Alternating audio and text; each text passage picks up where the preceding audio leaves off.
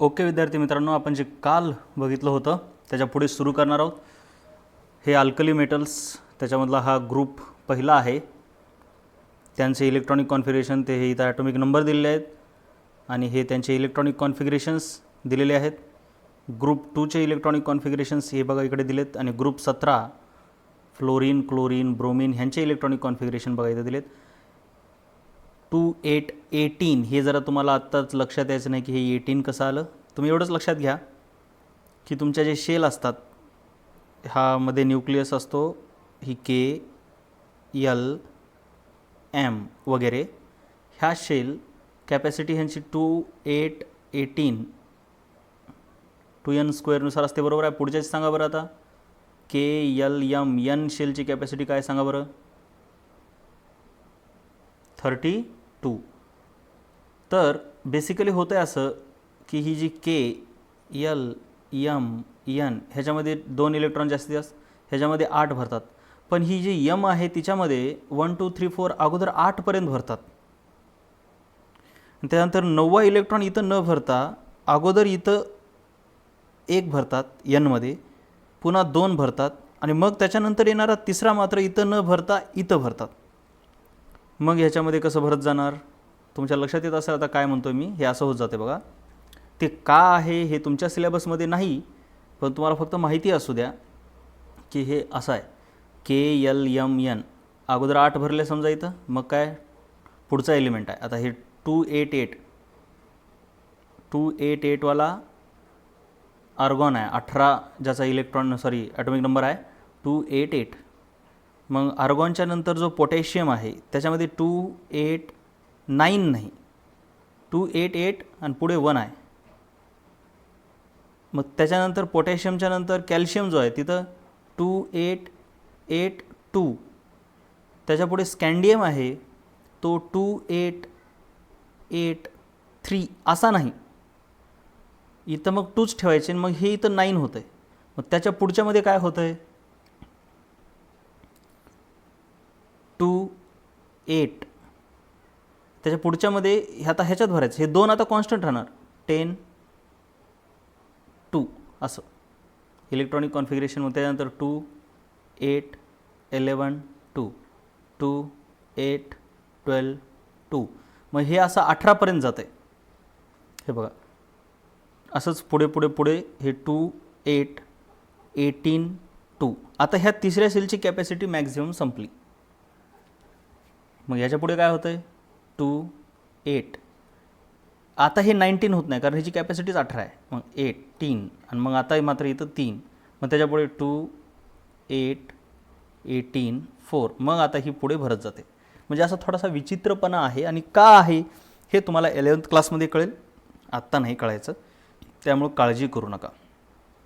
तर हे electronic configuration. त्याच्यानंतर पिरियोडिक टेबलमधला हा जो सेकंड पिरियड आहे बघा, हा पिरियोडिक टेबल मी डी ब्लॉक म्हटलेलं आहे, तुम्हाला काढणार नाही. ॲक्च्युली पिरियोडिक टेबल असा आहे आणि हे F आणि D ब्लॉक काढत नाही कारण त्यांचा अभ्यास तुम्हाला नाही आहे. मग हा D ब्लॉक न काढता तुमचा पिरियोडिक टेबल असा दिसेल. मग हा पहिला वर आहे पिरियड, हा दुसरा पिरियड. मग ह्या दुसऱ्या पिरियडमध्ये कोण कोण आहेत, इथं लिथियम, मग बेरिलियम, मग बोरॉन, मग कार्बन, नायट्रोजन असं. तर हे दुसरा पिरियड आपल्याला पाठ असला पाहिजे. बोला बरं एकदा माझ्यासोबत. Lithium, beryllium, boron, carbon, nitrogen, oxygen, fluorine, neon. Right. त्यांचे ॲटॉमिक नंबर्स खाली लिहिले 3 4 5 6 7 8 9 10. आणि त्यांचं इलेक्ट्रॉनिक कॉन्फिगरेशन बघा, हे 3 आहे म्हणून 2,1, 4 आहे म्हणून 2,2, 5 आहे म्हणून 2,3. तुम्हाला माहिती आहे पहिल्या शेलमध्ये जास्तीत जास्त 2 भरतात, दुसऱ्या शेलमध्ये जास्तीत जास्त 8 भरतात. तर असंच करत करत हे निऑनचं इलेक्ट्रॉनिक कॉन्फिगरेशन 2,8 आहे आणि हे विसरायचं नाही, अतिशय कामाचं आहे. तसंच तिसऱ्या पिरियड जर तुम्ही बघितला पिरियोडिक टेबलमध्ये, हा वरचा पहिला पिरियड हायड्रोजन आणि हेलियमचा, हा दुसरा आणि हा तिसरा पिरियड सोडियमचा. तर ह्याच्यामध्ये कोण कोण आहे, sodium, magnesium, aluminium, silicon, phosphorus, sulphur, chlorine, argon. बरं, तुम्हाला आता हे पिरियड्स आणि ग्रुप्स पार्ट करण्यासाठी मी एक ट्रिक सांगतो. ती ट्रिक अतिशय सिंपल आहे आणि त्याच्यामुळे तुम्हाला पूर्ण पिरियोडिक टेबलच पाठ होईल. म्हणजे त्या ट्रिकचा व्हिडिओज तुम्हाला मी शेअर करतो ह्या व्हिडिओच्या नंतर, जेणेकरून तुम्हाला कंप्लीट पिरियोडिक टेबल पाठ होईल. ती पूर्ण ट्रिक तुम्ही लिहून घ्यायची आहे, ऐकून पहिल्यांदा ऐकून घ्यायची आणि त्याच्यानंतर ती लिहून घ्यायची आहे, हे विसरू नका. ओके. त्याच्यानंतर ह्यांचं सोडियमपासून पुढे इलेक्ट्रॉनिक कॉन्फिगरेशन बघा हे कसं आहे. 11 आहेत तर पहिल्यामध्ये 2, दुसऱ्याची कॅपॅसिटी 8, तिसऱ्यामध्ये 1, 2, 8, 2. म्हणजे हे सिम्पली एक शेवटचा इलेक्ट्रॉन म्हणजे व्हॅलन्स कक्षेमधले इलेक्ट्रॉन म्हणजे व्हॅलन्स इलेक्ट्रॉन एक एक एक वाढत चाललेत. आणि अगोदरच्या ज्या 2 शेल आहेत त्यांच्यातली इलेक्ट्रॉनची संख्या सेम राहते, ती काही चेंज होत नाही. अशा प्रकारे इथं 8 इलेक्ट्रॉन आहेत. आणि लक्षात असू द्या, आपल्या ह्या चॅनलला आल्याच्यानंतर सतत सबस्क्राईब करायला कधीच विसरायचं नाही. आपल्याला लाईव्ह रेकॉर्डिंग आणि लाईव्ह व्हिडिओ घेता येतात जर आपले 1000 सबस्क्रायबर झाले तर. त्यामुळे 1000 सबस्क्रायबर करण्याचा प्रत्येकाने प्रयत्न करायचा आहे, हेच प्रत्येकाचं काम आहे, लक्षात घ्या. जेणेकरून आपण लाईव्ह लेक्चर घेऊ ज्याच्यामध्ये तुम्हाला आणखीन जास्त लगेच तिथल्या तिथे प्रश्न विचारता येतील आणि थोडं स्ट्रेस फ्री लेक्चर होईल, हे लक्षात असू द्या. सो आल्याच्यानंतर सबस्क्राईब नक्कीच करायचं आहे चॅनलला. सोरगेकर सरांचं असेल, आपलं हे असेल, कोणतंही आपला लिंकमधून कोणतंही चॅनल उघडलं, 1-2 चॅनल आहेत आपले, तर ते सबस्क्राईब नक्कीच करायचं आहे चॅनलला. सबस्क्राईब करण्यासाठी खाली एक बटन असते सबस्क्राईब म्हणून लाल, तिथं लिहिलेलं असते सबस्क्राईब, त्याच्यावरती बस क्लिक करायचं आणि ते बेल आयकॉन असतो बाजूला, ते एक प्रेस करायचा, जेणेकरून तुम्हाला नोटिफिकेशन येतात की आपण एखादा व्हिडिओ टाकला की लगेच नोटिफिकेशन देखील येतं आहे. परंतु सबस्क्राईब करणं खूप गरजेचं आहे आपल्यासाठी. 1000 सबस्क्रायबर झाले की आपल्याला लाईव्ह व्हिडिओ लेक्चर्स मोबाईलवरून घेता येतात, एवढं माहीत असू द्या. ठीक आहे. आणि मोबाईलचा कॅमेरा चांगला असतो त्याच्यामुळे ते दिसेल पण तुम्हाला व्यवस्थित. तर हे आता प्रत्येकानं लिहून घ्यायचे, सर्व व्यवस्थित लिहून घ्या. कमॉन, पॉज करायचा व्हिडिओ आणि लिहून घ्यायचं. ह्या नोट्स आहेत अतिशय महत्त्वाच्या.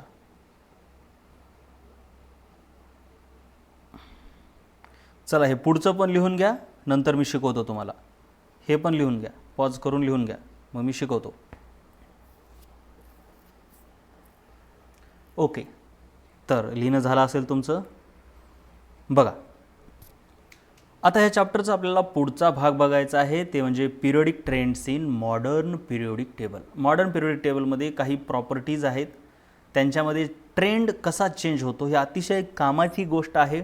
याच्यावरती भरपूर प्रश्न पडतात आणि हे 11th क्लासला देखील तुम्हाला अतिशय कामाचं आहे, हे माहीत असू द्या. ओके. तर सर्वात पहिले periodic trends in modern periodic table, ह्याचा अर्थ काय बघूया. काय म्हटलं आहे,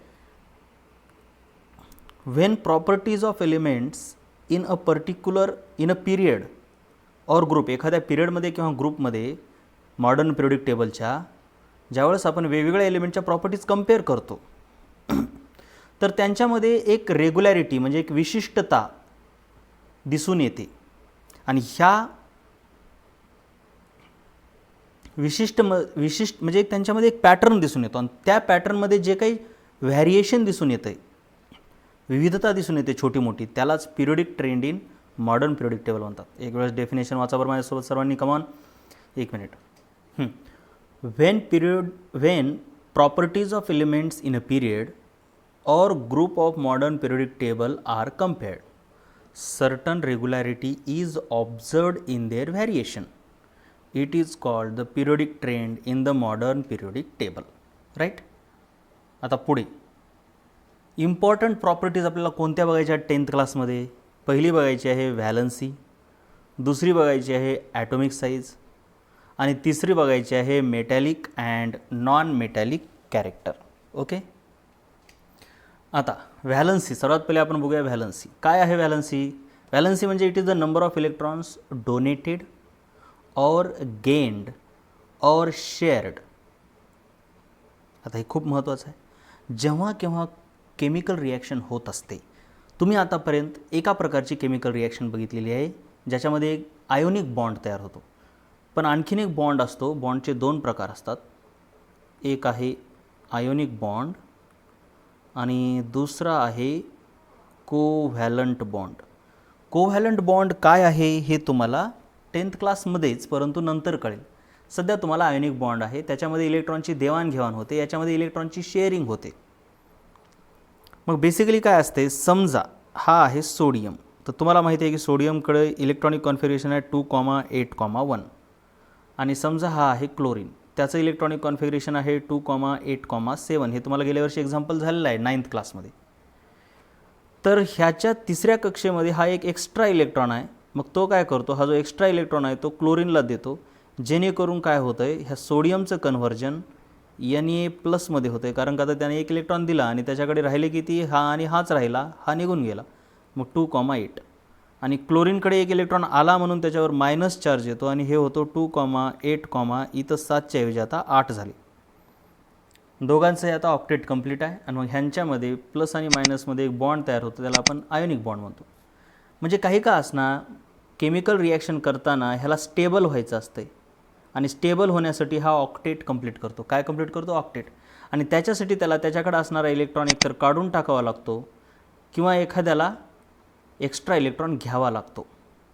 म्हणजे काही का असणार, एखादी रिॲक्शन होत असताना स्वतःला स्टेबल करण्यासाठी एलिमेंट्स, एखादी रिॲक्शन होत असताना स्वतःला स्टेबल करण्यासाठी एलिमेंट्स काय करतात, एखादा इलेक्ट्रॉन डोनेट करतात, एखादा किंवा 2 किंवा 3, तर काही एलिमेंट्स इलेक्ट्रॉन गेन करतात स्वतःला स्टेबल होण्यासाठी.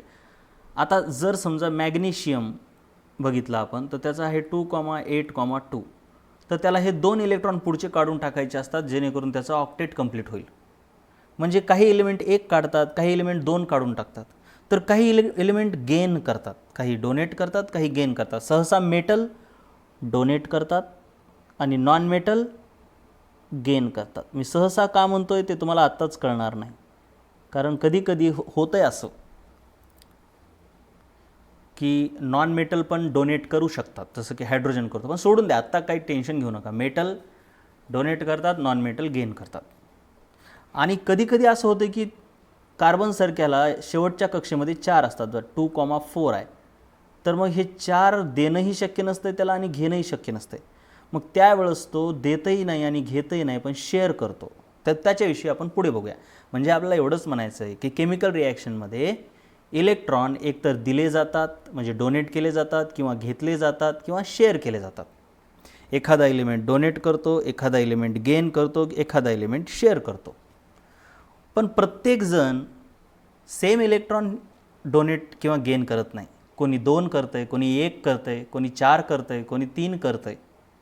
जसं की आता ऑक्सिजन आहे, ऑक्सिजनचा ॲटॉमिक नंबर 8 आहे, त्याचं इलेक्ट्रॉनिक कॉन्फिगरेशन 2,6 आहे. त्याच्या शेवटच्या कक्षेमध्ये किती आहेत बोला, 6. ह्याला म्हणतात व्हॅलन्स इलेक्ट्रॉन. काय म्हणतात बोला, व्हॅलन्स इलेक्ट्रॉन. मग हे व्हॅलन्स इलेक्ट्रॉन त्याला किती करायचे असतात स्टेबल होण्यासाठी, 8. किती, 8. शेवटच्या कक्षेमध्ये कोणत्याही एलिमेंटला किती इलेक्ट्रॉन असावे वाटतात, 8.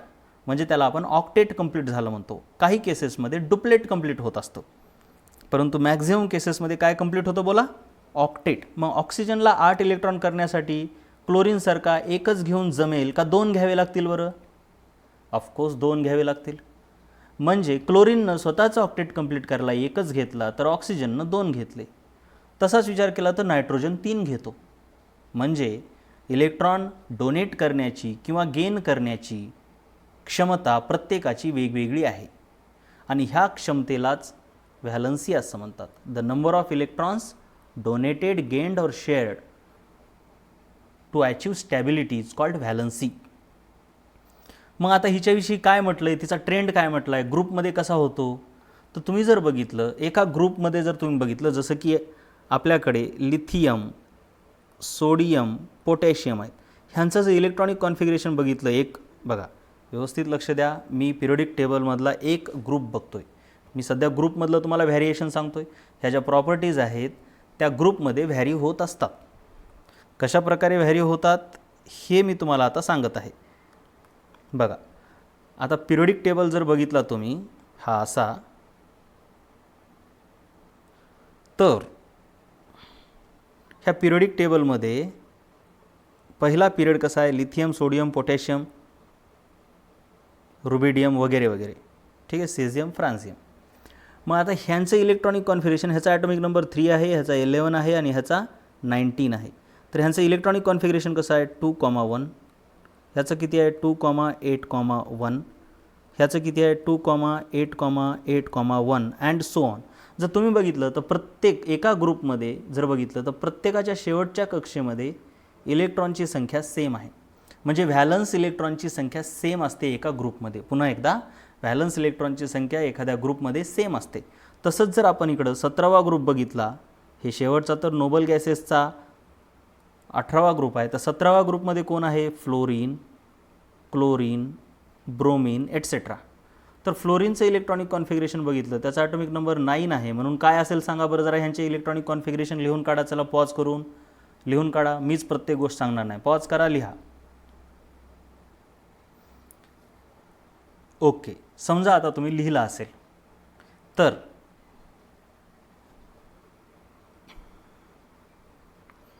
इथं किती आहे 2,7, ह्याचं 2,8,7, ह्याचं 2,8,18,7 ब्रोमीनचं. मग प्रत्येकाच्या शेवटच्या कक्षेमध्ये तुम्ही जर बघितलं तर व्हॅलन्स इलेक्ट्रॉनची संख्या सेम आहे. मग व्हॅलन्स इलेक्ट्रॉनची संख्या जर सेम असेल तर हे प्रत्येकजण एकच इलेक्ट्रॉन ॲक्सेप्ट करणार. त्याच्या उलट हे प्रत्येकजण एकच इलेक्ट्रॉन डोनेट करणार. म्हणजे काही का असणार एका ग्रुपमध्ये इलेक्ट्रॉन घेण्याची किंवा देण्याची क्षमता सेम आहे. म्हणजे गिव्हन ग्रुपमध्ये व्हॅलन्सी सेम राहते. तर आता पिरियडमध्ये व्हॅलन्सी कशी होते आपण बघूया. आपण आत्ताच मागे दुसरा पिरियड बघितला होता बघा.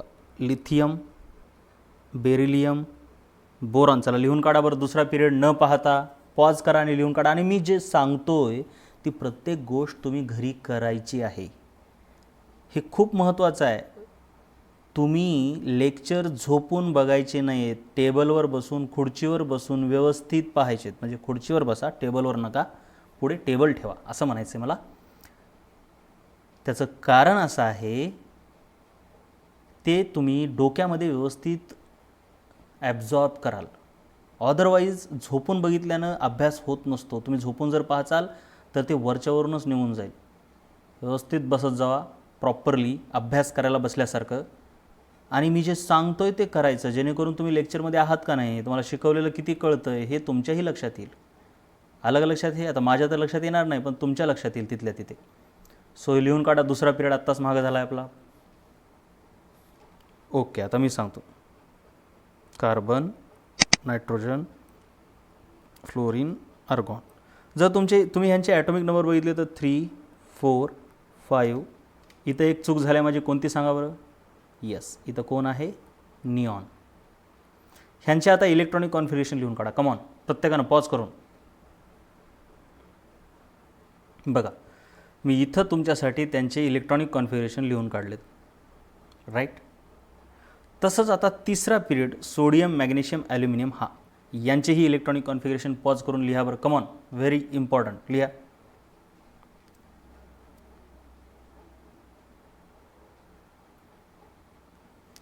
ओके, बघा त्याचं उत्तर इथं आहे. मग आता आपल्याला बघायचं आहे की यांची व्हॅलन्सी किती आहे. म्हणजे आता हे बघा, हा काय करणार, एक इलेक्ट्रॉन काढून टाकणार, म्हणून त्याची व्हॅलन्सी किती राहणार? 1. तसंच याची पण बघा, एकच इलेक्ट्रॉन काढणार म्हणजे 1, कारण हे एका ग्रुपमधले दोघं जण आहेत म्हणून ह्या दोघांची व्हॅलन्सी सेम राहते 1.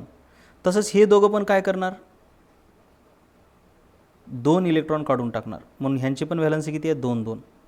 तसंच हे 3, हे किती काढणार? आता ह्यांना 4 काढणंही शक्य नसतं आणि 4 घेणंही शक्य नसतं, म्हणून हे 4 इलेक्ट्रॉन शेअर करतात. आता हे 5 इलेक्ट्रॉन काढून टाकत नाहीत, कारण ते शक्य नाही. म्हणून ते काय करतात, ऑक्टेट कंप्लीट करण्यासाठी 5 घेतात का 3 घेतील बरं? कमॉन, 3 घेतील, म्हणून हे 3 इलेक्ट्रॉन घेतील. सो हे 3 इलेक्ट्रॉन घेतल्यावर 2,8 होत आहे.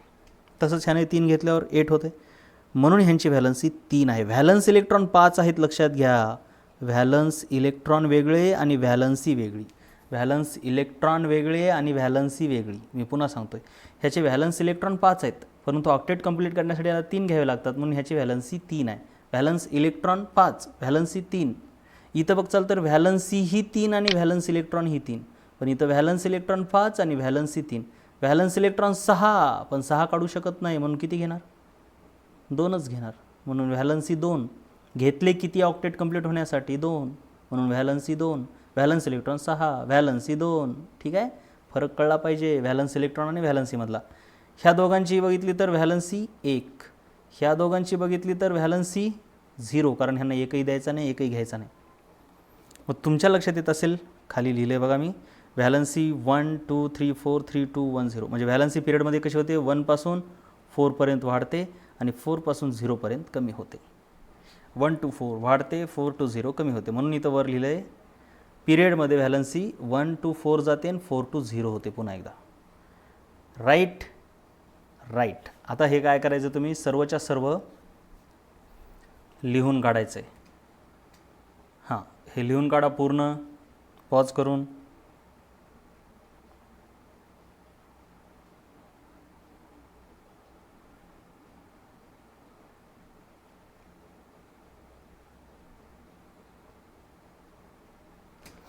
आता आपल्याला नेक्स्ट प्रॉपर्टी बघायची आहे, ती म्हणजे ॲटॉमिक साईज. सर्वात पहिले ॲटमची साईज म्हणजे त्याचा आकार हा ॲटॉमिक रेडियसने दाखवला जातो. It is indicated by atomic radius. Atomic radius काय असते? हा आहे ॲटम, हा त्याचा न्यूक्लियस. न्यूक्लियसच्या सेंटरपासून त्याच्या शेवटच्या कक्षेपर्यंत म्हणजे व्हॅलन्स शेलपर्यंतचा अंतर ह्याला ॲटॉमिक रेडियस असं म्हणतात. इंग्लिशमध्ये काय बाबा? Atomic radius is the distance between the nucleus of atom and outermost shell. Outermost shell म्हणजे व्हॅलन्स शेल, आउटरमोस्ट शेल म्हणजे वैलेंस शेल. वेरी सिंपल, बहुत ही आसान है, इसमें कुछ नहीं है, बस मन लगा के देखना है. आसान आसान तो मैंने नोट्स ऐसे बनाए हैं कि बस इनको एक बार पढ़ लोगे तो ध्यान से कुछ जा ही नहीं सकता, टोटल माइंड में फिट हो जाएगा. राइट. एटॉमिक रेडियस बहुत ही छोटी होती है, तो उसको मेजर करने के लिए यूनिट होता है आपका पिकोमीटर. क्या है बोलो? पिकोमीटर. बहुत ही छोटा यूनिट है. What is 1 picometre? 1 picometre is 10⁻12 metre और 10⁻³ nanometre. Basically 1 nanometre is equal to 10⁻9 metre होता है. ये भी आप ध्यान रखो, बहुत इंपॉर्टेंट है.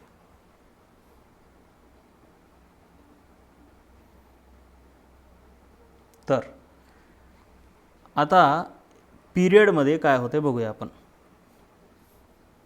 मध्येच कधी कधी हिंदी येते, लक्षात घ्या, कारण 11वीचे लेक्चर हिंदीमध्ये करावे लागतात. तर इन पिरियड, आता हे आपल्याला ट्रेंड बघायचे आहेत ना. ट्रेंड ॲटॉमिक रेडियसविषयी कळलं, त्याचं युनिट पिकोमीटर आहे, सेंटरपासून व्हॅलन्स शेलपर्यंत मोजतात. आता पिरियडमध्ये ॲटॉमिक रेडियस डिक्रीज होते. हे म्हणजे ट्रेंड आहे ना आता महत्त्वाचा. जसं व्हॅलन्सी ग्रुपमध्ये सेम राहते आणि पिरियडमध्ये 1 to 4 वाढते आणि पुन्हा 4 to 0 होते. तसंच आता तुम्ही जर बघितलं तर हे पहिला दुसरा पिरियड आहे, लिथियम बेरिलियम बोरॉन, विसरायचंच नाही आहे. त्यांच्या ॲटॉमिक रेडियस बघा कमी होत चालल्यात. राईट. त्याचं कारण काय, कमी का व्हायल्यात? तर सिम्पल रिझन आहे बघा, मी तुम्हाला सांगतोय. बघा आता लिथियम ॲटॉमिक नंबर 3, बेरिलियम 4 5. मग आपण हे बघूया काढून. लिथियमच्या न्यूक्लियसमध्ये 3 म्हणजे बघा, ॲटॉमिक नंबरचा अर्थ नंबर ऑफ प्रोटॉन. ॲटॉमिक म्हणजे number of proton. Atomic number म्हणजे नंबर ऑफ प्रोटॉन. तर सेंटरमध्ये 3 प्रोटॉन असणार, मग इथे 2 इलेक्ट्रॉन आणि शेवटच्या कक्षेमध्ये 1 इलेक्ट्रॉन. बेरिलियममध्ये सेंटरला इथं 4, इथं 2 आणि इथं 2. तसंच कार्बनमध्ये बोरॉनमध्ये सेंटरला 5 लोक आणि इथं 3 इलेक्ट्रॉन. मला महत्त्वाचं काय सांगायचं, हे जे प्रोटॉन आहेत ते प्लस असतात, इलेक्ट्रॉन मायनस असतात. मग हे प्लस आणि मायनसमध्ये अट्रॅक्शन असते का रिपल्शन? अट्रॅक्शन. काय असतंय? अट्रॅक्शन. मग हे तिघंजणं इलेक्ट्रॉनला जास्त जोरात ओढू शकतात का हे चौघंजणं जास्त? ऑफकोर्स चौघंजणं. चौघापेक्षा जास्त कोण ओढू शकतं आहे? 5 जणं. म्हणजे तुम्ही जर पिरियडमध्ये बघितलं डावीकडून उजवीकडे, तर प्रोटॉनची संख्या वाढत जाते, पुढे 6 असणार. म्हणजे प्रोटॉनची ताकद वाढत जाते, म्हणजे प्रोटॉन जोरात जोरात ओढणार. म्हणून जास्त जोरात ओढलं की हा इलेक्ट्रॉन आणखीन जवळ येतो, म्हणजे ॲटमची साईज काय होते, छोटी होते. मग हे जे प्रोटॉनची संख्या आहे तो प्लस चार्ज आहे आणि हा प्लस चार्ज न्यूक्लियसवर आहे, म्हणून ह्याला न्यूक्लिअर चार्ज म्हणतात. काय म्हणतात, न्यूक्लिअर चार्ज. आणि मग आपण असं बघू शकतो की डावीकडून उजवीकडे हा न्यूक्लिअर चार्ज वाढत जात आहे. मग न्यूक्लिअर चार्ज वाढल्यामुळे न्यूक्लियसची ताकद वाढते, त्याचं इलेक्ट्रॉनवरचं अट्रॅक्शन वाढतं आहे आणि म्हणून इलेक्ट्रॉन त्याच्या जवळ जातो आणि म्हणून डावीकडून उजवीकडे साईज हळूहळू हळूहळू कमी होत जाते पिरियडमध्ये. कळलं कारण? तर ग्रुपमध्ये साईज वरून खाली वाढते, ग्रुपमध्ये साईज वाढते. तर पहिला ग्रुप घेतला इथं उदाहरणासाठी, लिथियम सोडियम पोटॅशियम, साईज बघा 152 186 वाढत गेलेली आहे. त्याचं रिझन आहे due to increase in number of shell. Simple आहे बघा, जर लिथियम काढला तर त्याच्यामध्ये इथं 3 आहेत, इथं 2 इलेक्ट्रॉन,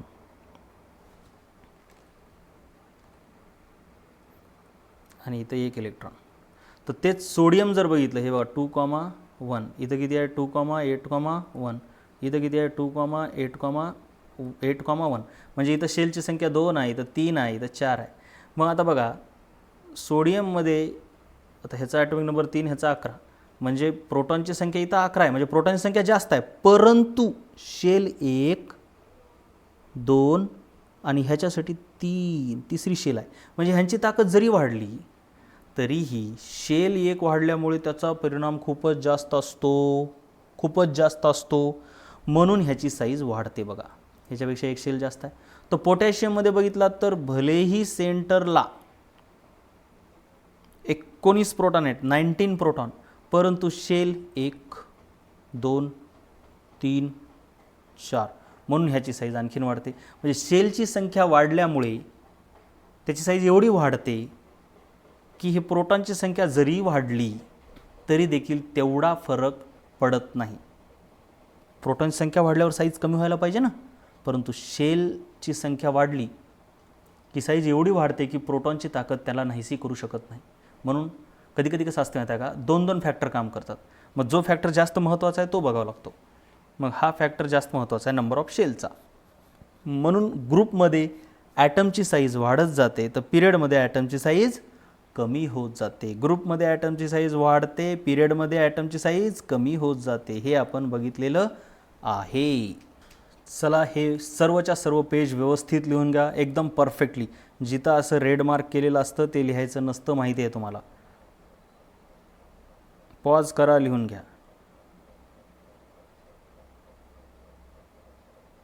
आणि बाकीचं आता पुढचं लेक्चर आपण ह्याच्यानंतर पाहूया. बघा लक्षात घ्या, हे जरी लेक्चर अर्ध्या तासाचं असलं तरी तुम्हाला हे पूर्ण लेक्चर बघण्यासाठी कमीत कमी 1 तास लागला पाहिजे.